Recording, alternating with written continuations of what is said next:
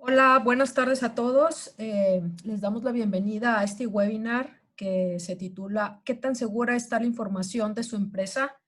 Eh, Voy a compartir por aquí mi pantalla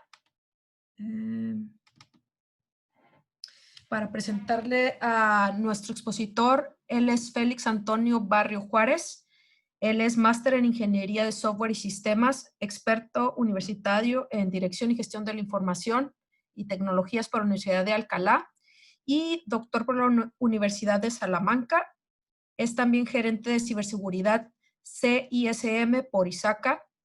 En 2019 se incorpora como director del Hub de Ciberseguridad del Tecnológico de Monterrey. Ha compaginado su puesto como miembro del Board of Directors de la European Cybersecurity Organization, el Public-Private Partnership Consortium, auspiciado por la Comisión Europea, con la presidencia del Subcomité de Tecnologías de Ciberseguridad UNE, desde donde coordinó en 2014 la traducción al español de la familia de normas ISO 27000 de tecnologías de ciberseguridad y en 2019 la revisión de las nuevas normas ISO 27000.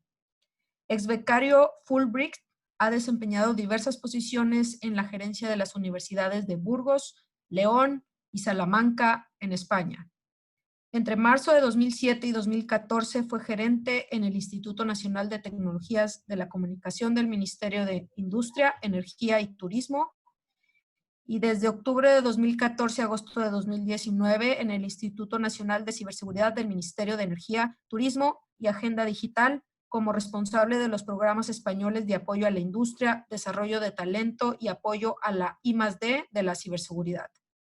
Ha impartido asimismo diversos seminarios de posgrado en varias universidades y colaborado como profesor de diversos másters en las materias de gobernanza TI y sistemas de gestión de seguridad de la información.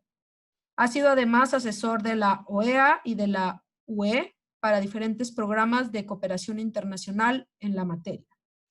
Creo que es bastante impresionante todo lo que ha hecho nuestro expositor. Esperamos que les guste este webinar y sin más, los dejo con Félix Barrio.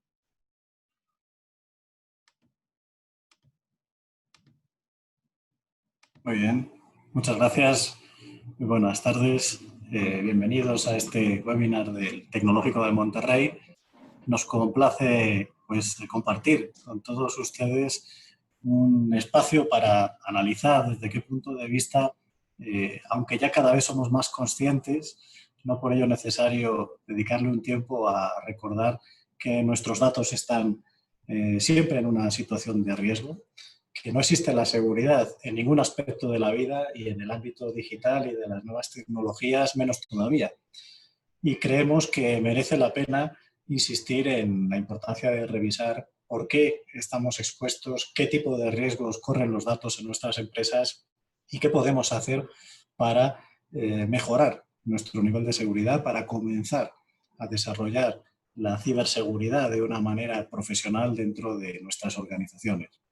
Les animamos a que nos hagan llegar a través del group chat de la sesión cualquier pregunta e iremos respondiéndola a medida que vayan apareciendo. Pero sírvanse también de proponernos cualquier tipo de cuestión que quieran ampliar a partir de lo que les vamos a contar a continuación. Sin más, comenzamos compartiéndoles una presentación de apoyo para la charla.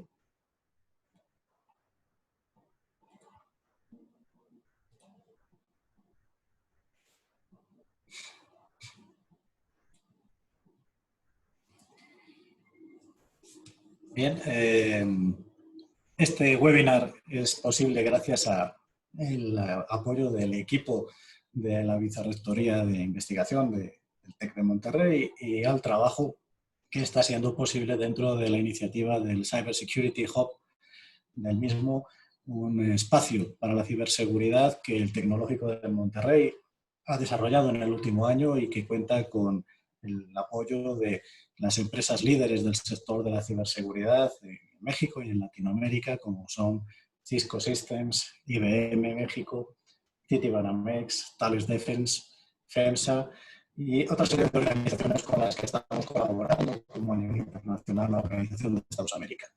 Esta iniciativa persigue potenciar, en primer lugar, la concienciación y el desarrollo de capacidades en ciberseguridad, y estamos seguros que este webinar nos permitirá contribuir a que eso sea una realidad mayor con todos los que amablemente están ahora mismo conectados al mismo. Muy bien, una pequeña introducción. Vamos a hablar de ciberseguridad, pero también vamos a hablar de los cambios que se están produciendo en nuestra sociedad y economía digitales, especialmente en los últimos tiempos a raíz de la crisis que se ha ocasionado en relación con el coronavirus. Vamos a mencionar situaciones de exposición a riesgo que específicamente están proliferando durante estas últimas semanas con motivo de esta crisis mundial y del correspondiente confinamiento que la población está sufriendo y cómo eso está cambiando nuestros hábitos y cómo está generando nuevas amenazas. Vamos a hablar evidentemente del escenario que esperamos los analistas encontrarnos una vez que pase esta crisis a nivel también de esa economía y sociedad digitales, y no por ello debemos de obviar que, como todos somos conscientes, hoy en día la prevalencia de todas las nuevas tecnologías, de las redes de comunicación, fundamentalmente la mayor de todas, Internet, pues ha adquirido en nuestra vida cotidiana. No hay espacio en nuestras ciudades, en nuestros territorios, que esté al margen prácticamente de la conectividad, de la presencia de tecnologías de comunicación. Todavía existen, es cierto, espacios que todavía carecen de las adecuadas condiciones de accesibilidad. En el caso de México, somos conscientes que hay espacios rurales y zonas en algunas de nuestras ciudades donde todavía no disponemos de una accesibilidad plena a la banda ancha digital, a la alta velocidad, pero poco se les escapa que prácticamente la universalización que han permitido dispositivos como los teléfonos inteligentes, como la red satelital, como todos los sistemas de coordinación de transportes, de comercio, de comunicaciones, de servicios públicos, pues ha llevado a esa omnipresencia de la tecnología y de Internet, que explica en gran medida la creciente sensación que tenemos de que la ciberseguridad es algo a lo que no podemos dejar de prestarle atención, tanto a nivel profesional, para cualquier tipo de empleo, como evidentemente a nivel particular y doméstico, porque somos usuarios masivos de esa tecnología. Vivimos en un tiempo en el que estamos viendo los conceptos de ciudades inteligentes o smart cities, de territorios inteligentes, porque toda esa tecnología está invadiendo todos los espacios cotidianos, y estamos viviendo también la cuarta revolución industrial, lo que también los analistas denominan Industria 4.0, que no es más que un proceso lógico de evolución en el que los sistemas de producción y las industrias están incorporando masivamente toda esa tecnología y toda la capacidad de inteligencia artificial que cada vez más se está desarrollando en torno a la misma, y que permite que hablemos de fábricas auténticamente inteligentes, con sistemas robóticos, con sistemas de control por software que están permitiendo la autorregulación de los sistemas de fabricación y de desarrollo de la cadena de valor a nivel de la industria, y también lo que se denomina Internet de las cosas, es decir, todos los dispositivos que se conectan a Internet y que están transformando, revolucionando las tradicionales líneas de manufactura dentro de nuestras industrias. A la vez, también estamos siendo cada vez más conscientes de que la ciberseguridad es una realidad cotidiana. No hace falta más que ver casi a diario en los medios de comunicación cómo existen cada vez más noticias sobre elementos que tienen que ver con ciberataques, con riesgos, con problemas de acceso, de disponibilidad de las redes de comunicación. Por ciberseguridad vamos a hablar de tres tipos de elementos que tienen que ver con todos estos contenidos que estamos viendo relacionados con la ciberseguridad, y que en definitiva se resumen con esa definición que he puesto en pantalla, que es la protección del ciberespacio en tres niveles. La defensa de la infraestructura, la tecnología, las redes de comunicación, los servicios que se prestan a través de esa tecnología, de esas redes de comunicación, y la protección de la información de los datos en sí mismo, que es lo más valioso que existe ahora mismo, más allá de los dispositivos tecnológicos, más allá de los servicios, de la posibilidad de acceder al comercio electrónico, de poder enviar mensajes en remoto, de poder hablar por videoconferencia. Lo más importante es la información que circula a través de todos esos sistemas, herramientas y tecnologías. Eso es lo verdaderamente valioso para los seres humanos, y todas las noticias que podemos ver relacionadas con ciberataques, con ciberseguridad, en definitiva, hablan sobre cómo al final se está poniendo en riesgo no solamente la información, sino que por los ataques a esa información, pérdidas económicas, ataques a la privacidad de las personas, incluso crisis económicas que pueden afectar a la cotización en bolsa de importantes empresas, como vemos ahí pues, la noticia del escándalo de Cambridge Analytica hace 4 años en las elecciones americanas, que llevó a Facebook a perder nada menos que 119.000 millones de dólares en apenas 24 horas por un problema relacionado con la filtración de datos privados de sus usuarios. En definitiva,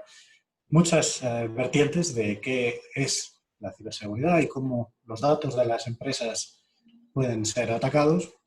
Vamos a hablar de 3 tipos de elementos, los 3 conceptos básicos a la hora de hablar de la protección de los datos. El primero es el concepto de amenaza, todo lo que tiene que ver con amenazas de ciberseguridad para nuestras organizaciones, para los usuarios. En segundo lugar, hablaremos de lo que son las vulnerabilidades. Evidentemente, esto nos sitúa en una situación de que la propia tecnología, el propio software, mantiene determinados agujeros de seguridad que en sí mismo, combinados con las amenazas, van a provocar situaciones de riesgo, que es el tercer concepto, y hablaremos también sobre cómo protegernos ante esa combinación explosiva de amenazas y vulnerabilidades que muchas veces son silenciosas y carecemos de la suficiente preparación para poder controlarlas todas de manera absoluta. Las amenazas que nosotros estamos atendiendo, evidentemente, repercuten en una serie de aspectos, como tiene que ver con el cibercrimen, que le cuesta a América Latina más de 90.000 millones de dólares al año. Tiene que ver con los ataques a las organizaciones, que muchas veces no estamos suficientemente preparadas a nivel de personas, o carecemos de medidas organizativas, o que no tenemos con quién colaborar para que nos preste ayuda a la hora de luchar contra esas crecientes amenazas. Son 4 los grupos a los que nos referiremos sobre las amenazas cibernéticas que fundamentalmente proliferan en las redes. En primer lugar, estamos hablando del software malicioso o malware, la apócope de las 2 palabras, que es cualquier tipo de código de programación que tiene como objetivo dañar a un sistema o a su propietario, infiltrarse. Tiene diferentes tipos de formas y en consecuencia de conceptos, virus informáticos, que es la denominación más tradicional, pero dentro de ellos hablamos de gusanos, de troyanos, de backdoors o puertas traseras, de spyware, software espía, etc. Veremos que todavía sigue siendo, digamos, el vector por el que los ataques de ciberseguridad siguen entrando dentro de nuestros equipos y dentro de nuestras organizaciones. En segundo lugar hablaremos del spam, es decir, cualquier tipo de mensaje que puede llegarnos a través de correo electrónico, pero también a través de sistemas de live chat, de mensajería como puede ser WhatsApp, y que contiene en sí mismo, alberga muchas veces el software malicioso, como veremos. En tercer lugar, hablaremos de incidentes, es decir, cualquier suceso que vaya a afectar a los 3 parámetros que constituyen la ciberseguridad de los datos. La confidencialidad, es decir, que nuestros datos evidentemente solamente puedan acceder a ellos las personas que deben acceder, los propietarios de los mismos, nadie más. La integridad de los datos, es decir, que los datos no estén afectados, corruptos, manipulados, que sean los datos como deben estar en su propósito original, o la disponibilidad. Es decir, la disponibilidad de los activos, no solamente de los datos, sino también de la tecnología, que podamos acceder. De nada sirve, evidentemente, que tengamos un sistema seguro si la red, por efecto de un ataque o de una mala configuración, se cae y no podemos acceder a esas redes con normalidad para poder dar el servicio o para poder acceder a nuestra información. Y por último hablaremos del fraude, es decir, la utilización de todos esos elementos anteriores con un propósito de engañar, de causar un perjuicio económico o daño que, como veremos, representa casi el 80% de las motivaciones detrás de los ciberataques que se dan ahora mismo en todo el mundo. El propósito de fraude económico. ¿Quiénes son los que están detrás? Pues los ciberatacantes. Hay una pirámide tradicional que utilizan en ciberseguridad en la que esta pirámide invertida muestra los 5 tipos de perfiles de las personas que están intentando atacarnos o que están intentando explotar esas vulnerabilidades para robarnos los datos, para ocasionarnos algún tipo de daño. Los atacantes ocasionales, los hackers con malos propósitos, los ciberdelincuentes. Un hacker no es necesariamente malo ni bueno, es un experto en explorar vulnerabilidades de las redes, de los sistemas, pero cuando se utiliza con malos propósitos, pues es un ciberdelincuente. Estos atacantes ocasionales deambulan por la red, pero no son la mayor amenaza. La mayor amenaza viene detrás, que son los empleados internos. En muchos casos son los propios empleados, bien por desconocimiento, bien por mala fe, los que constituyen el principal riesgo para que podamos ser víctimas de un ciberataque, bien porque no tienen la capacitación necesaria, bien porque se quieren vengar de la organización, hacen un robo de datos, hacen algún tipo de infección intencional para provocar un daño a sus empleadores, a sus organizaciones. El tercer grupo son los hacktivistas, un perfil de atacantes que persiguen algún tipo de motivación no económica.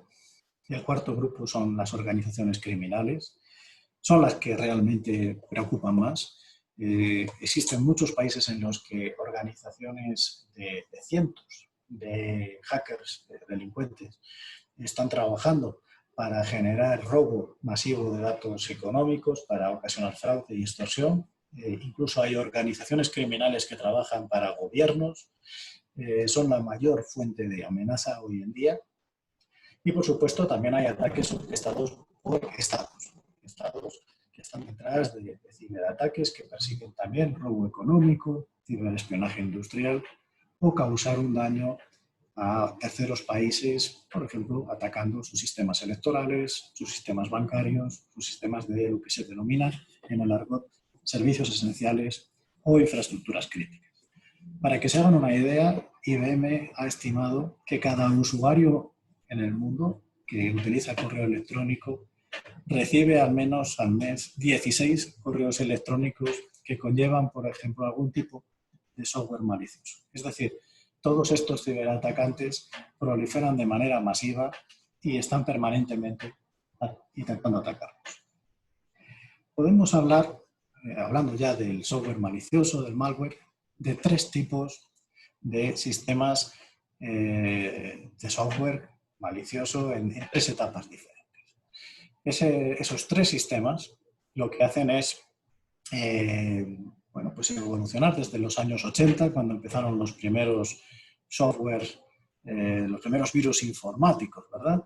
En los que algunos se acordarán de los que son usuarios más veteranos del conocido Viernes 13, ¿no? Quizás el primer virus informático que saltó a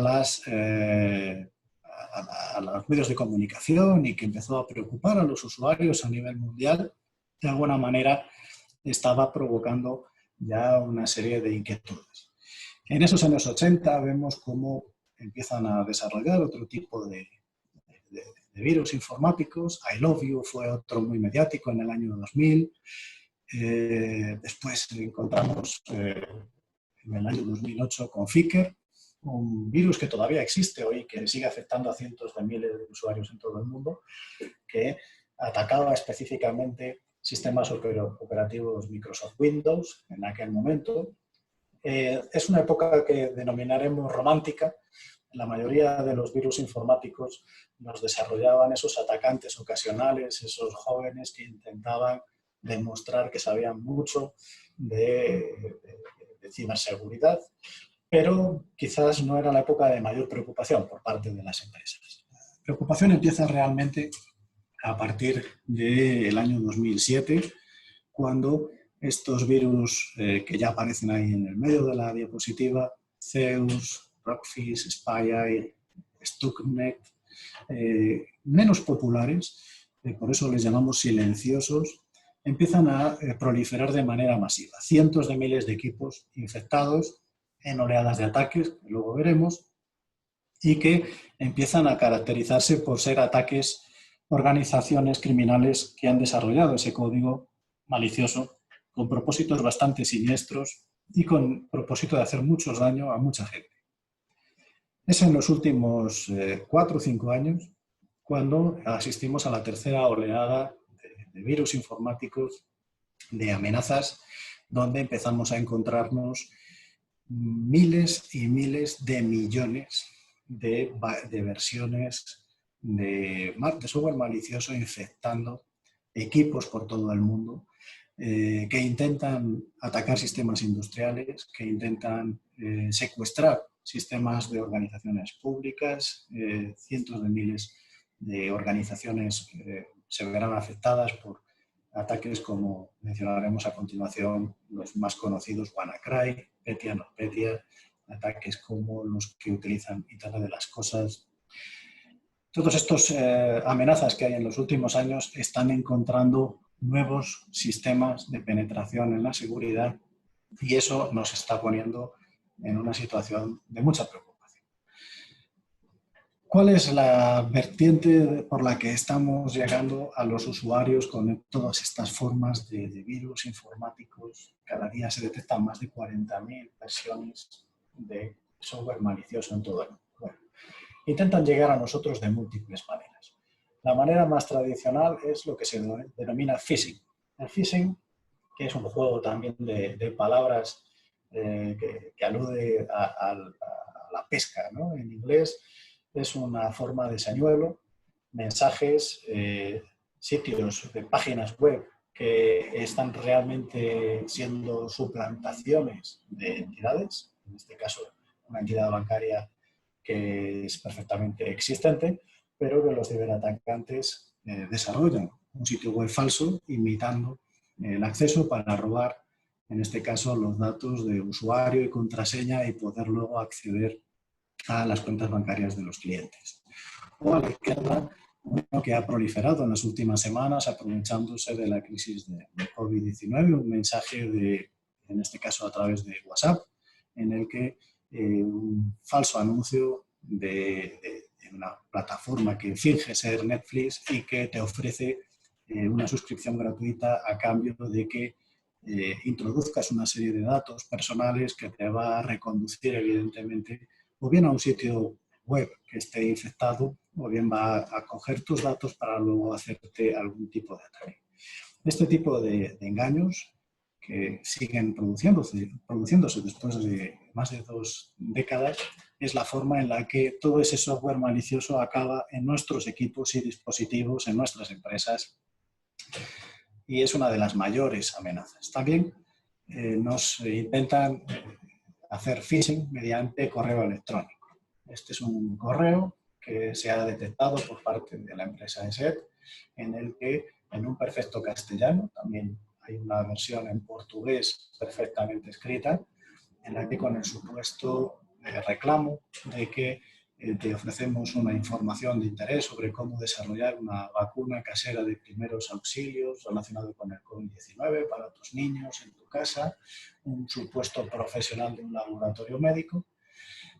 Se hace pasar, evidentemente, por ese profesional que no existe o al que le han robado su clave de correo electrónico para adjuntar, como sale ahí debajo de la diapositiva en pequeñito, un virus informático, un troyano que se introduzca dentro del equipo y que lo infecte y que lo pueda incluso encriptar. Lo que hace en este caso es hace todo un secuestro del equipo infectado y te pedía, a cambio de darte la contraseña con la que recuperar el control de tu equipo de cómputo, tu celular o tu tablet, le pagases $250. A la izquierda vemos otro tipo de phishing, que en este caso la Conducef de México alertó a los comercios que utilizan terminales de punto de venta con tarjeta de crédito. Eran correos electrónicos en el que los estafadores enviaban en los últimos meses un supuesto mensaje pidiéndoles que actualizasen el sistema de la terminal de punto de venta con un software que se les adjuntaba en el correo, que lo que hacía en realidad era infectar la máquina de telepago con un malware que permitía robar los datos de tarjeta de crédito, usuario, PIN, contraseña, etcétera, de los usuarios que utilizaban esa terminal. En definitiva, como podemos ver, la amenaza del phishing se puede hacer a través de todo tipo de canales y lo que hace es al final intentar colar algún tipo de software malicioso en las organizaciones, aprovechándose de que muchas veces los usuarios pues vamos muy deprisa, no nos detenemos a comprobar la fuente, si el correo es sospechoso, si el mensaje es de una fuente de confianza, no nos fijamos si el sitio web al que nos conectamos es un sitio seguro o tiene algún tipo de denominación que sea extraña dentro de la barra de direcciones. Por lo tanto, lo que estamos viendo es, en definitiva, diferentes tipos de versiones, pero todas ellas intentan provocar algún tipo de fraude. Uno de los softwares maliciosos que más han proliferado en los últimos 5 años es el denominado ransomware. El ransomware es, como mencionado hace un momento, un tipo de virus que lo que hace es encriptar todos los datos dentro del dispositivo o terminal y pedir un secuestro. Una versión que es COVIDlock, una aplicación que en teoría te descargabas en tu celular para usuarios de Android hace 2 o 3 semanas para acceder a un mapa de cómo estaba evolucionando el COVID. Lo que hacía realmente era, una vez que te instalabas la aplicación en tu celular o tablet, te encriptaba todos los datos y te pedía de nuevo un secuestro. En este caso, el tipo de aplicación Coronavirus Tracker, también otra aplicación similar, y cómo te pide ahí una extorsión a cambio de recuperar el control de tus datos. El ransomware, como digo, es una de las formas de virus informático que más ha evolucionado en los últimos 5 años. Solamente en 2019 se calcula que el robo que las organizaciones criminales ocasionaron a millones de usuarios en todo el mundo pudo superar los 11.500 millones de dólares. Posiblemente más, porque en muchas ocasiones los usuarios no denuncian, no reconocen haber pagado la extorsión a la que se te solicita por parte de los ciberatacantes. Así que seguramente sea una cifra mayor. Lo que sí podemos decir es que hay docenas de tipos de ransomware y constantemente está evolucionando. Entraremos ahora en un poco más de detalle, pero sirva como ejemplo de la proliferación. El ransomware más famoso hasta el momento fue que en el año 2017 supuso WannaCry. WannaCry fue un ataque que puso en evidencia el escaso nivel de preparación que teníamos en todo el mundo para este tipo de amenazas, sobre todo en las empresas. Durante varios días se paralizaron hospitales, gestores de autovías, de vías rápidas, fábricas en más de 150 países. Lo que hizo fue aprovechar una vulnerabilidad conocida de sistemas Microsoft que demostraba que había millones de equipos en todo el mundo que todavía seguían utilizando las viejas versiones, por ejemplo, de Windows 2007, de Windows XP, que teóricamente Microsoft ya no da soporte, ya no ofrece actualizaciones y parches de seguridad, con lo cual los ciberatacantes lanzaron un ataque indiscriminado que demostró que había millones, como digo, de equipos en todo el mundo que eran vulnerables a este tipo de virus informático. Además, era un virus informático muy particular porque se propagaba dentro de las redes de las organizaciones. Incluso aunque la organización cortase su conexión a Internet, una vez que se infectaba un equipo dentro de la red de la empresa, automáticamente se iba infectando y replicando entre los diferentes equipos que componían la red de la organización. Algunos recordarán cómo el pánico cundió en el fatídico viernes en el que la primera empresa que lo detectó a nivel mundial, una empresa española, Telefónica, Movistar, pidió a sus 30.000 empleados que dejaran todos sus equipos de cómputo y se fueran para casa sin tocar nada porque no sabían qué estaba pasando, pero estaban recibiendo las primeras oleadas de ese ataque. WannaCry fue una primera versión de este tipo de virus que se reconvirtió sucesivamente en diferentes variaciones. Apenas 2 meses después, el mismo tipo de software malicioso y utilizando la misma vulnerabilidad bajo una denominación que se adoptó que fue Petya, de nuevo volvió a atacar a 80 países, especialmente afectó a Ucrania, paralizó, por ejemplo, la red portuaria naval mundial, empresas tan prestigiosas como Maersk, que es la empresa naval que administra 76 puertos internacionales en todo el mundo y que transporta el 20% de las mercancías globales.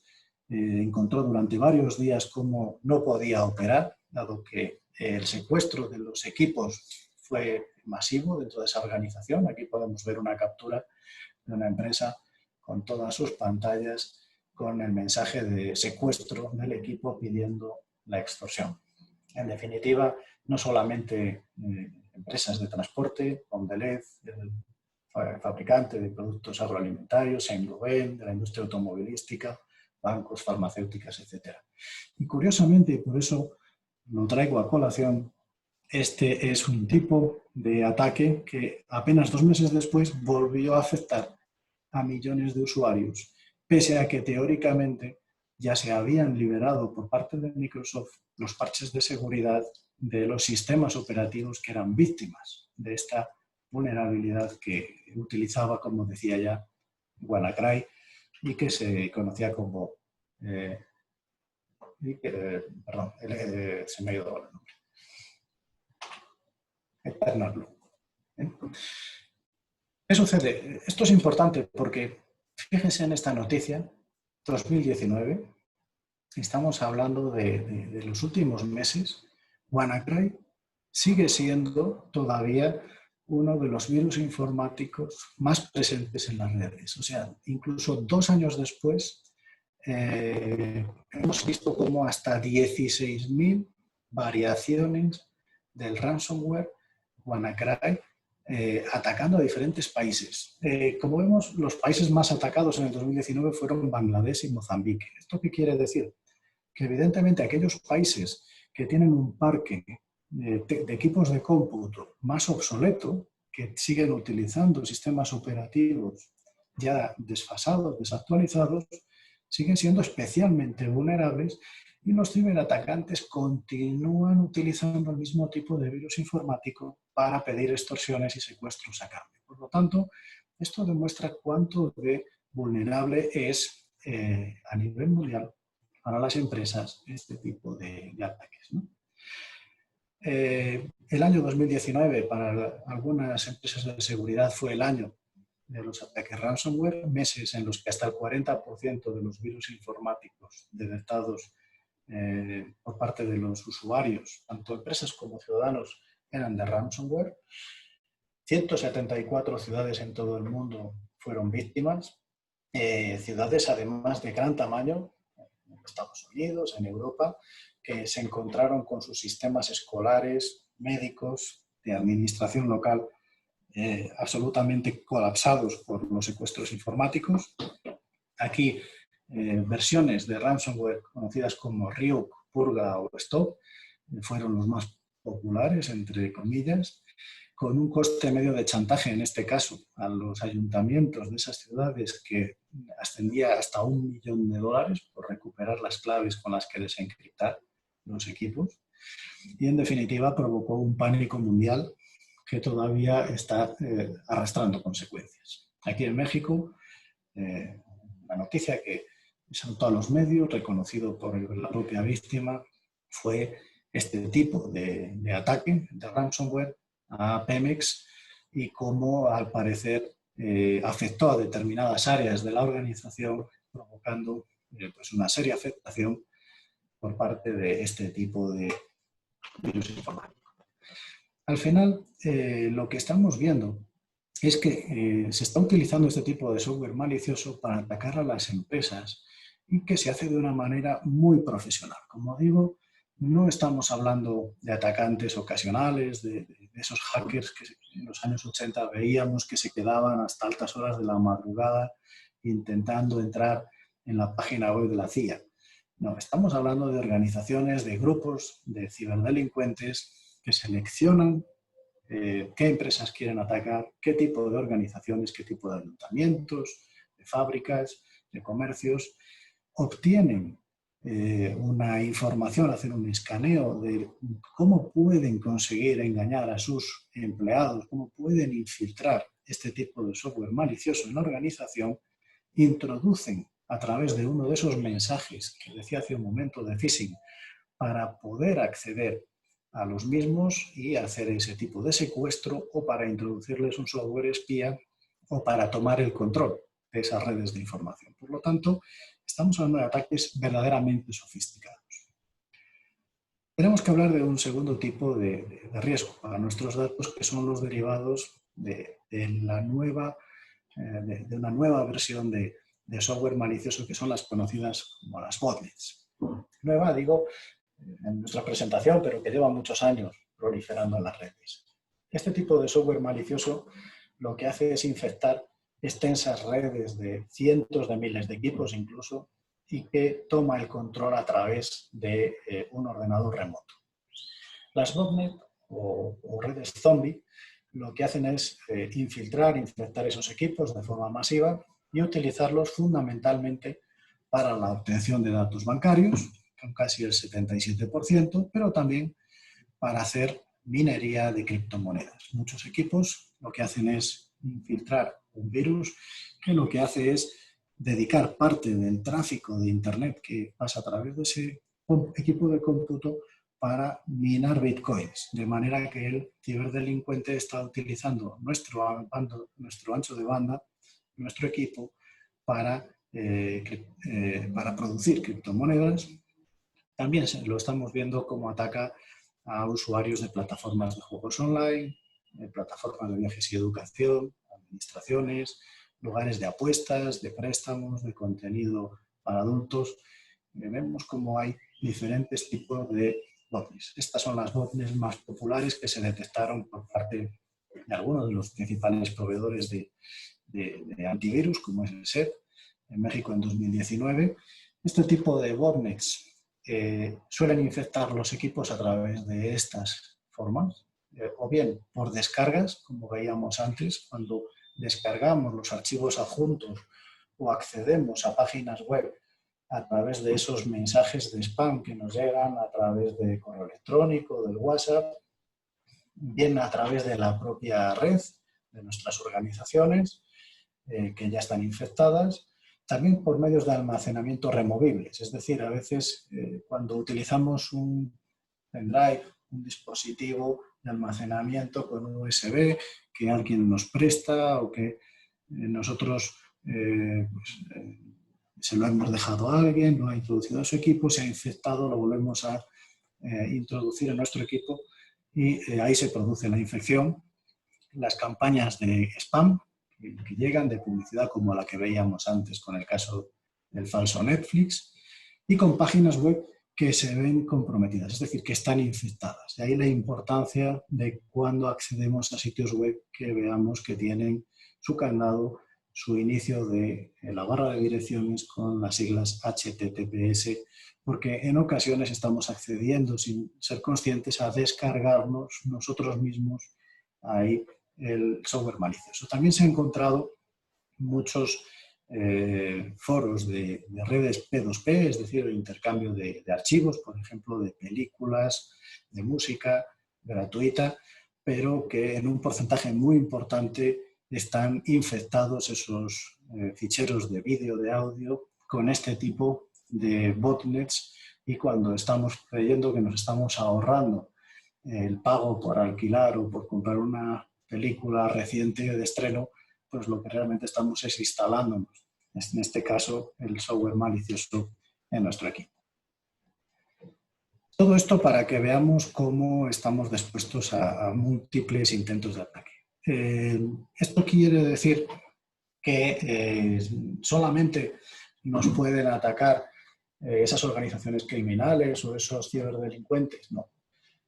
Si entramos en la dark web, en la popular red de Tor, por ejemplo, encontraremos sitios de ciberdelincuentes que son auténticas empresas que te venden a precios módicos virus hechos a medida. Si tú quieres comprar un virus informático y espiar a tu empleado o a tu expareja, infectarle su equipo, su celular, puedes comprar cualquier tipo de virus. Ahí tenemos tarifas publicadas por McAfee, que ha hecho una investigación sobre este tipo de lugares. Aquí podemos ver cómo te pueden cobrar $8, proveedor asiático, para hacerte 1000 instalaciones de un virus informático en equipos que tú le propongas. Pueden hacer ataques de spam, pueden hacer ataques de denegación de servicio, de DDoS, es decir, tumbar la página web de tu rival, de tu contrincante, del comercio al que tú quieres atacar, $1 por atacarle durante 10 minutos y dejarle sin servicio su plataforma, por ejemplo, de comercio electrónico. En definitiva, es muy sencillo, por desgracia, para cualquier persona, incluso sin conocimientos de programación informática, alquilar a criminales para lanzar ataques que puedan ocasionar daños a terceros. Hasta aquí esta breve visión de las amenazas. La segunda parte, como decíamos al comienzo, en las que ponemos en riesgo los datos de nuestras empresas, es con las vulnerabilidades. ¿Qué son las vulnerabilidades? Bueno, las vulnerabilidades pueden ser de dos tipos.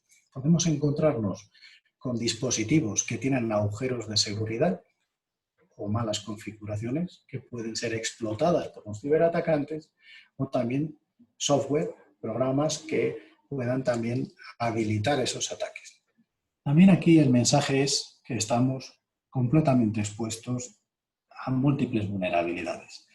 Las mayores, como veremos a continuación, en nuestras empresas tienen que ver con todo lo que se llama la nueva Internet de las cosas. Todos los dispositivos que están conectados a Internet, que pueden ser no solamente los tradicionales celulares, sino también podemos ver como las luminarias, por ejemplo, inteligentes, que se conectan remotamente a Internet.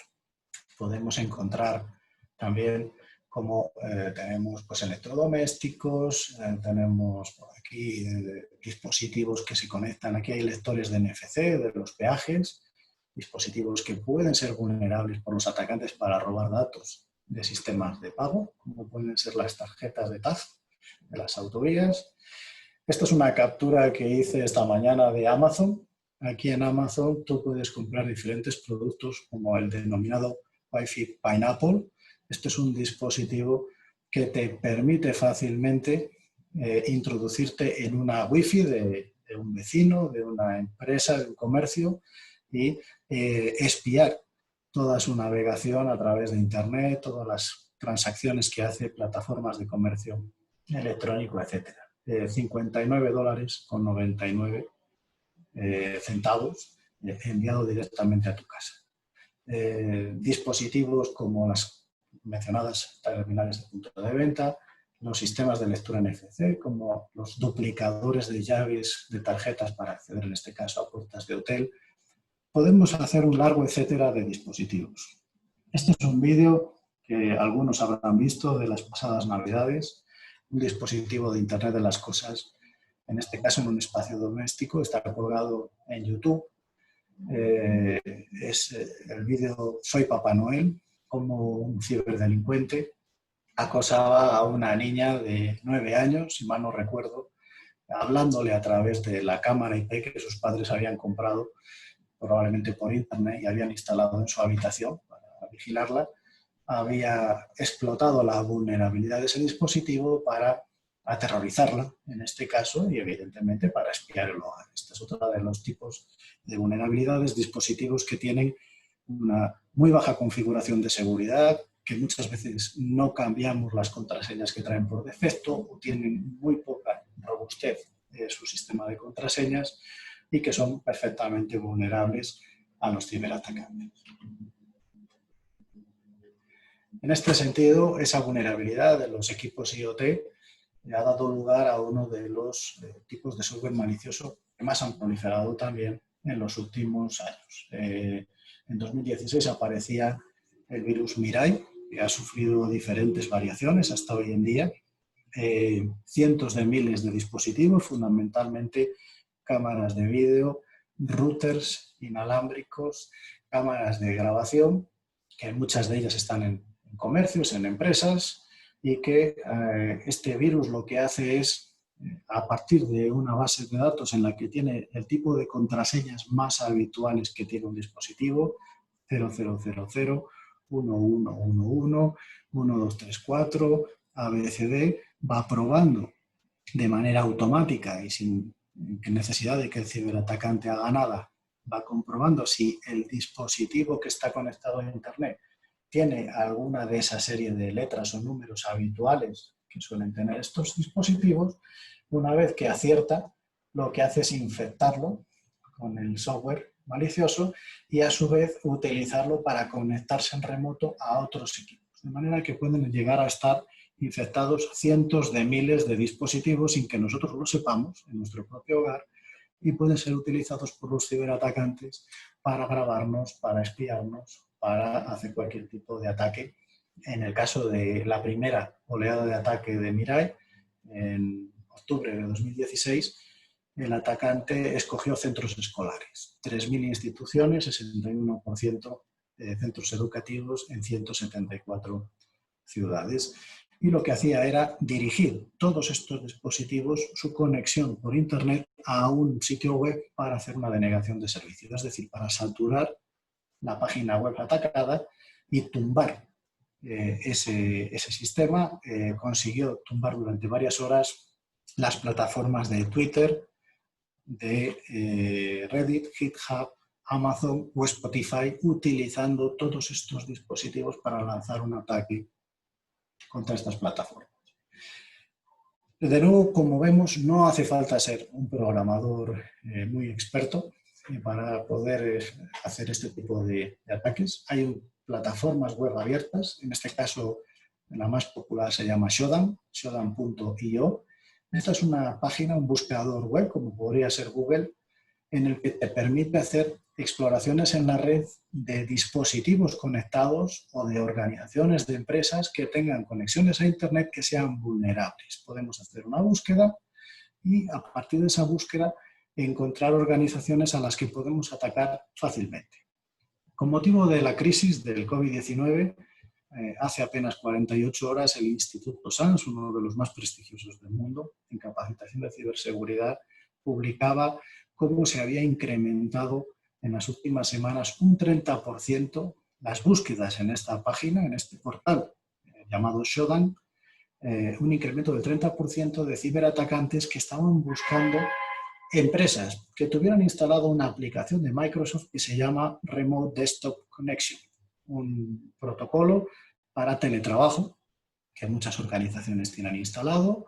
Microsoft ya ha desarrollado parches de seguridad, pero que es relativamente sencillo atacarlo y coger y comprometer la conexión que los trabajadores en remoto desde sus casas están manteniendo con sus empresas. Luego volveremos sobre esta diapositiva para que veamos cómo tenemos que proceder precisamente para prevenir este tipo de exposición a vulnerabilidades. Otro tipo de sistemas que se explora mucho en Shodan y este tipo de portales, vulnerabilidades, son sistemas de control industrial. Fábricas, productos, organizaciones de producción de electricidad, de transportes, de manufacturas. Se han encontrado especialmente vulnerabilidades en, evidentemente, organizaciones que son pequeñas y medianas empresas. Son las que protagonizan el mayor número de sistemas de control industrial vulnerables. Prácticamente el 100% en 2018 eran pymes en los sectores de las industrias de agua y energía en los Estados Unidos, según un estudio que parece referencial. Además, también importante, como no, hablar sobre los protocolos inalámbricos. Esto es una de las mayores amenazas. Especialmente esto es lo que explica también la vulnerabilidad de los sistemas de control industrial.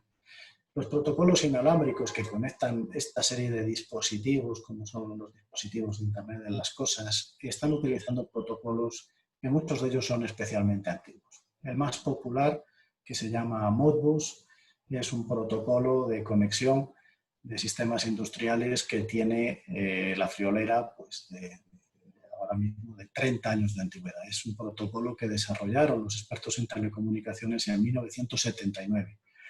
Pero los más utilizados, como Niagara o DNP3, Niagara Fox, son protocolos muy antiguos, protocolos de más de 20 años de antigüedad, que son perfectamente conocidas sus vulnerabilidades y que, por desgracia, pues estas vulnerabilidades lo que hacen es pues que cualquier ciberatacante pueda comprometer si los equipos que están utilizando este protocolo no tienen un control permanente sobre su estado de ciberseguridad. Aquí vemos una consola de cómo se puede hackear un dispositivo que esté dentro de una fábrica controlado con este protocolo.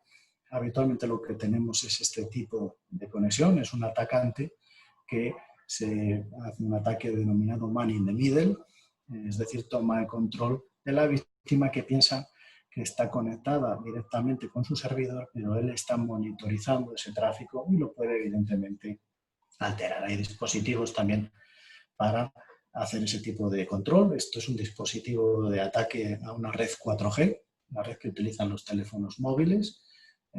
Utiliza el mismo tipo de ataque, puede hacer un espionaje de la conexión de los dispositivos y esta es una de las preocupaciones que existen respecto a 5G, que todo el mundo está hablando.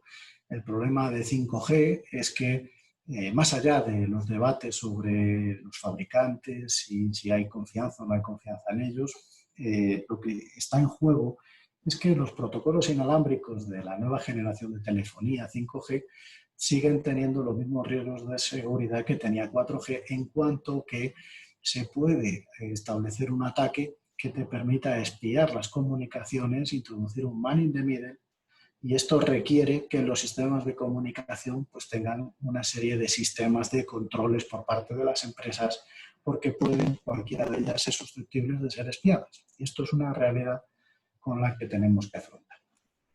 Sí. Perdón, Félix, soy Cristina. Nada más una cosa, lo que pasa es que me están avisando que está próximo a acabarse el tiempo.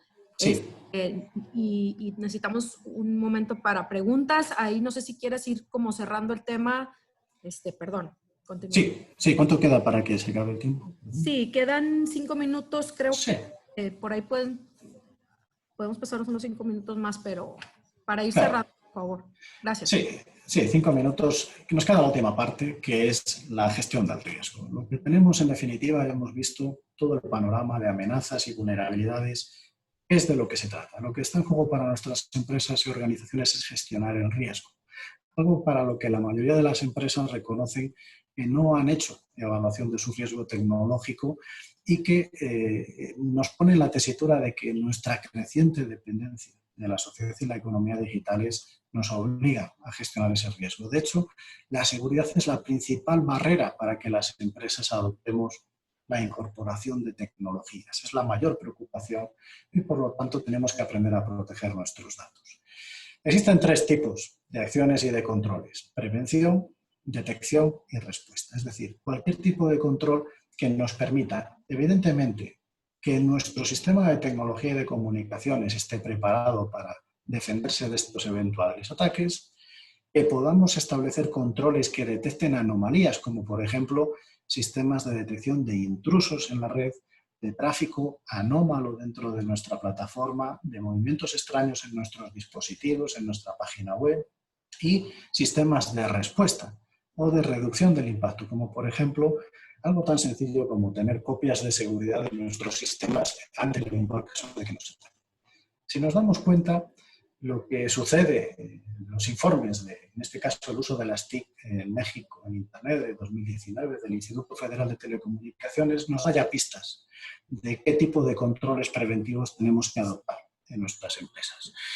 Por desgracia o por suerte, en los últimos 4 años ha ido desplazándose el uso de equipos de cómputo a dispositivos móviles como son los celulares o las tablets. Esto es algo que también están experimentando las organizaciones.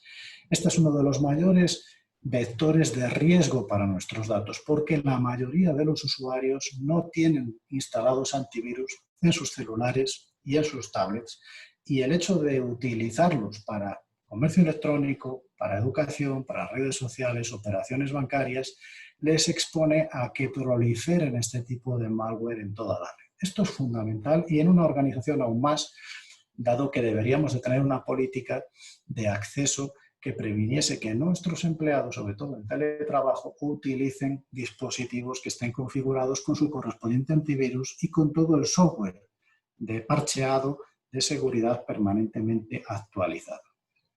El estudio de los hábitos de los usuarios en ciberseguridad en México, también del Gobierno de México, de comienzos del pasado año, también nos daba algunas pistas de cuáles son los elementos de donde tenemos que incidir en el despliegue de sistemas de control y de prevención de ciberseguridad. Por ejemplo, en la instalación. Los empleados, fundamentalmente en una organización, deben de recibir una capacitación que les explique que no pueden instalar aplicaciones que no estén debidamente autorizadas por la organización. El 42% de los usuarios entrevistados en México en una macroencuesta reconocían que nunca se leen los permisos antes de instalarse aplicaciones, mucho menos opiniones, críticas o elementos que nos hagan sospechar que esas aplicaciones puedan ser parecidas a las que veíamos antes infectadas de monitorización del virus del coronavirus. Participantes que todavía guardan sus contraseñas en papel o que lo tienen apuntado en notas en su celular o en su equipo de cómputo. El 37,6% de los usuarios encuestados. Usuarios que no tienen precaución a la hora de publicar su ubicación en redes sociales, poniendo en riesgo no solamente a sí mismos, sino a las personas de sus círculos familiares y profesionales. El 39% tiene activado este tipo de autorización de acceso por un desconocimiento del uso normal que debe de tener uno y responsable de la tecnología. O que el 21% de los adultos ha sufrido algún tipo de fraude financiero por medios digitales, precisamente por esa situación de desprotección que tenemos masivamente. Una organización tiene necesidad de servicios profesionales, lo que se llama un sistema de capas de protección y de defensa que puede ser tan complejo como sea en sí misma la organización, pero ya para finalizar lo quiero resumir en 3 pasos. Lo primero que tiene que hacer cualquier organización, aunque sea una organización de una persona, un autónomo, una sola persona con su negocio, es realizar un análisis de riesgos.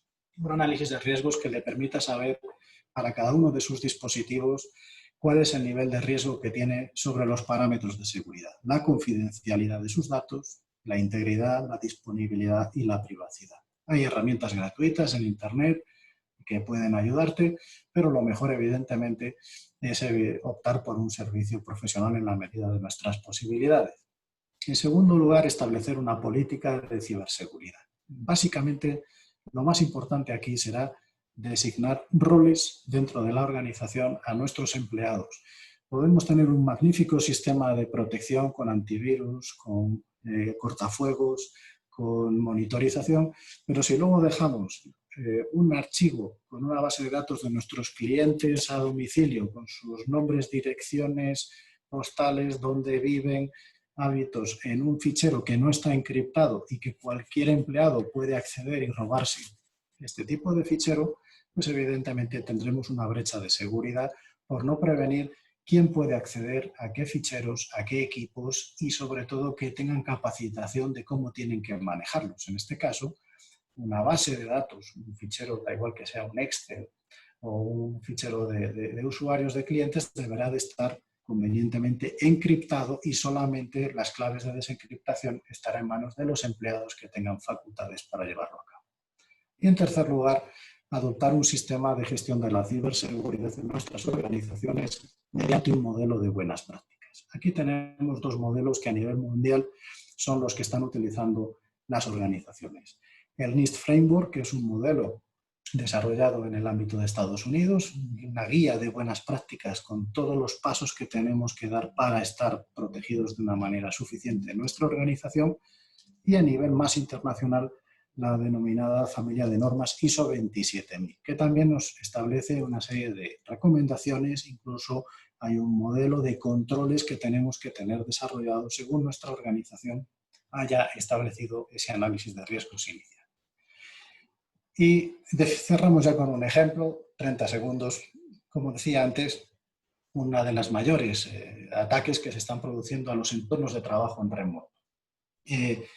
Elementos tan sencillos aparentemente como que nuestros empleados se conecten a nuestros sistemas mediante una aplicación VPN que encripte todo el canal de tráfico entre nuestro equipo de cómputo en nuestro domicilio con nuestros servidores en nuestra empresa, que utilicemos una estrategia de contraseñas robustas, difíciles de robar, difíciles de adivinar, que las cambiemos cada 2 o 3 días, que las reforcemos incluso con un sistema de doble autenticación, por ejemplo, con algún tipo de SMS que nos envíen desde la empresa para confirmar que somos nosotros quienes accedemos al servidor de nuestra organización, o por ejemplo que tengamos un servidor en la nube a través del que todos nuestros empleados tengan que acceder necesariamente solo mediante esa conexión para acceder a nuestros servidores. Son ejemplos de tipo de técnicas que pueden prevenir que este interés creciente de los ciberatacantes para aprovecharse de las organizaciones que aún no han adoptado un sistema de protección de ciberseguridad, pues sean víctimas de esta oleada de ataques. Y para finalizar, pues un informe que publicaba Forbes hace unos días. Viéndolo en positivo, después de la crisis nada va a ser igual. Estamos hablando de solamente en México, la consultora IDC estima que se ha producido un incremento medio del 60% del comercio electrónico. Hay incrementos todavía desconocidos del consumo de ocio digital, las plataformas de streaming, los sistemas de teleinformación. Sí sabemos que hay una gran fidelidad de los usuarios que han experimentado este tipo de servicios durante este periodo de la crisis. Esto quiere decir que la economía digital va a salir reforzada tras la pandemia. Va a haber más comercio electrónico que nunca, más consumo de servicios por Internet, más usuarios, pero también va a haber más necesidades de ciberseguridad. Debemos de empezar ya a invertir y a adquirir las capacidades que necesitamos para que nuestras empresas, nuestras organizaciones tengan un nivel de ciberseguridad suficiente que les permita sobrevivir a este nuevo marco que, insisto, abre posibilidades, pero que también debemos de ser conscientes que requiere que seamos, desde un punto de vista de la ciberseguridad, cada vez más competentes y más profesionales. Y con esto damos por terminado el webinar, abrimos turno de preguntas. Muchas gracias. Muchas gracias, Félix, por su interesante presentación. Voy a leer algunas de las preguntas que llegaron en privado. La primera pregunta es, se ha escuchado que Zoom es muy vulnerable. ¿Es esto cierto? Cualquier plataforma de videoconferencia tiene dos tipos de vulnerabilidades. Zoom ha sido una de las que ha reconocido por parte de la empresa su exposición al riesgo. Por un lado, tenemos que ser conscientes que cualquier red de comunicación, sobre todo si es una red, como veíamos antes, doméstica, que puede estar siendo ciberespiada. No solamente nos verán todas nuestras conversaciones en Zoom, en cualquier otro tipo de videochat o de videoconferencia. Si utilizamos una Wi-Fi pública y lo hacemos sin utilizar una aplicación VPN, de nuevo estaremos exponiéndonos al ciberespionaje. Además existe el riesgo de que, como se ha visto en el caso de Zoom, videoconferencias masivas como la que estamos haciendo ahora, personas con malas intenciones que disponen del enlace de acceso en abierto se introducen pues, para compartir contenidos, incluso de tipo pornográfico, o para generar algún tipo de lo que se llama la jerga troleo, ¿no? De actividad de ruptura. Lo que tenemos que ser especialmente conscientes es que ningún tipo de sistema de mensajería, de videoconferencia, es susceptible de ser 100% seguro independientemente de la plataforma. Tenemos que tomar esa precaución de que nuestros equipos estén perfectamente defendidos de ese tipo de infecciones que nos dejen en manos del ciberespionaje. Muchas gracias. Otra pregunta más enviada por el chat. ¿Cuál es el crecimiento en el uso de las IMSI Catcher? ¿Cuál es el crecimiento en el uso de las IMSI? Bueno, sí, vamos a ver. Aquí hay una serie de tecnologías que no he mencionado. Evidentemente son muchos los tipos de ataques que tiene que haber. Esto entra dentro de la categoría que se llama spoofing. ¿El spoofing qué es? Bueno, el spoofing, veíamos el tipo de lo que es el spam, que es un tipo de suplantaciones en el cual te roban una serie de claves, de correos, de sistemas que se hacen hacer suplantación. En este caso, el IMSI Catcher lo que hace es hacerte una intercepción del tráfico de telefonía móvil, haciendo lo que decíamos antes, el man in the middle, es decir, que hace también una suplantación. Lo que hace es te adopta, por así decirlo, tu número de teléfono, para decirlo de una manera muy básica, y lo que hace es estar escuchando toda tu conversación que tú estás manteniendo con un tercero. Esto es un tipo de tecnología que tienen de alto ciberespionaje, pues servicios secretos, sistemas policiales, siempre con autorización judicial, y que te permiten hacer ese tipo de suplantación en la red como si fuese una terminal de repetición. Evidentemente el usuario no se entera de que está siendo espiado, y lo que sí que tenemos es constancia de que hay organizaciones que contratan servicios de espionaje con este tipo de suplantadores. De nuevo aquí, lo importante que es que nuestro sistema de protección incluya sistemas de control preventivo de monitorización. Si nosotros estamos detectando, nuestra red está detectando un tráfico anómalo, hay latencia, estamos viendo que nuestras comunicaciones van más lentas de lo habitual, no solamente un día excepcionalmente, sino permanentemente, que está habiendo dificultades de comunicación con nuestros empleados, podemos sospechar que puede haber algo extraño. Entonces ahí tendremos que recurrir a servicios profesionales que detecten si evidentemente se está haciendo ese tipo de suplantación de dispositivos, de ataques de man in the middle en este caso. Muchas gracias. Lidia de los Santos nos dice, buenas tardes, excelente presentación. ¿Qué recomendaciones podrían sugerir para los BCPs considerando la experiencia de la contingencia que estamos viviendo? A ver, lo que tenemos ahora mismo como riesgo principal respecto a la contingencia tiene que ver, decíamos al principio, la ciberseguridad desde el punto de vista no solamente de la protección de los datos, de la confidencialidad, de la integridad, sino también desde el punto de vista de la disponibilidad, de lo que sería que los sistemas estén permanentemente disponibles. Con lo cual, los BCP, los planes de continuidad de negocio, lo que deben de asegurarnos es qué sucede si yo soy víctima de un ataque, cómo puedo recuperarme rápidamente de ese ataque que probablemente en alguna ocasión va a llegar. Bien, como decía antes, en esta situación de dominio del teletrabajo, lo más importante es proteger nuestros activos. Seguramente serán nuestras bases de datos, nuestros sistemas de información sobre clientes, sobre pedidos. Todo este tipo de elementos tienen que estar con una buena política de copias de seguridad, siempre en dispositivos diferentes a aquellos que pueden ser comprometidos, atacados, secuestrados por el ransomware, nunca en dispositivos que evidentemente estén conectados, que se pueden también terminar infectando.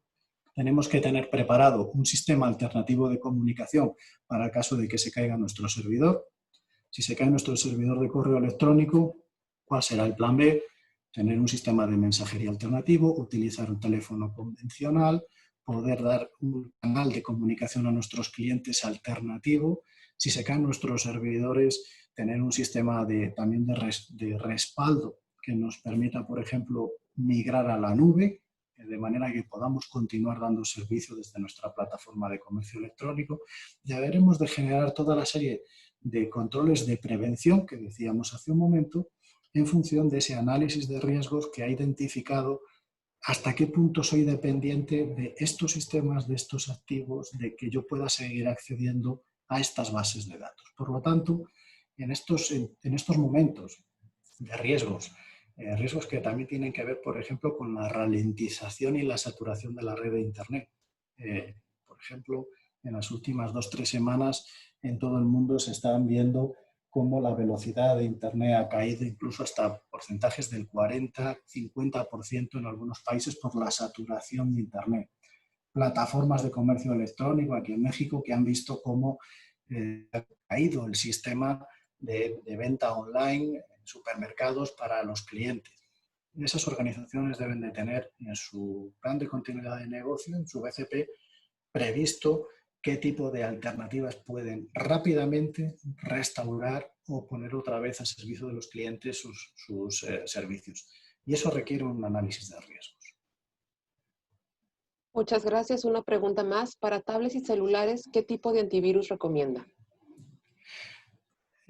Nuestros análisis nos dicen que son tan efectivos los antivirus gratuitos como pueden serlo también los de pago. Evidentemente, los antivirus de pago tienen una serie de ventajas, tienen más servicios, tienen una atención al usuario, pero también podemos tener perfectamente antivirus de tipo gratuito que existen para todas las plataformas, por ejemplo, para Mac, para iOS está Sophos, que es también gratuito, funciona muy bien. Para sistemas Android, Norton tiene una versión gratuita para celulares y tabletas, no el Norton de equipos de cómputo, sino el de celulares y tabletas, va muy bien para sistemas Android. Panda Antivirus tiene también una versión gratuita. IOBIT, IOBIT escrito, cualquiera de ellos está demostrado que tienen una eficacia muy alta y que nos valen también perfectamente igual que los de pago. Lo que sí es muy importante es recordar que todos los dispositivos son vulnerables. Todavía hay muchos usuarios que siguen creyendo que porque utilicen un dispositivo iPhone están más seguros que uno de Android. Existen todo tipo de software malicioso para todo tipo de servicios, para todo tipo de plataformas de celulares, también para software como Linux en equipos de cómputo también hay virus para Linux, o sea que nadie debe de confiarse pensando que su dispositivo está seguro si no dispone de algún tipo de antivirus, ¿de acuerdo? Muy bien. Gracias. Muchas gracias Félix por esta interesante charla, a todos por su presencia y atención. El día de hoy tuvimos presencia de diferentes industrias como la educativa, finanzas, bancas, consultoría, igualmente diferentes países como Ecuador, Perú, Estados Unidos, España y por supuesto México. Muchas gracias a todos. Les pedimos por favor que contesten una encuesta que por aquí se les estará publicando en el chat. Pueden dejar ahí sus datos para los que estaban preguntando sobre la presentación, si se puede compartir. Lo vamos a verificar con nuestro experto, pero si nos dejan su correo por esta encuesta, pues podemos comunicarnos con ustedes y hacerles llegar la información que se pueda compartir. Gracias nuevamente, Félix, muchas gracias por esta muy interesante y puntual charla que nos ha ayudado bastante. Y a todos que tengan una excelente tarde. Por favor, les pido que nos contesten esta encuesta. Gracias a todos y cuídense mucho, por favor. Muchas gracias. Cuídense mucho. Gracias.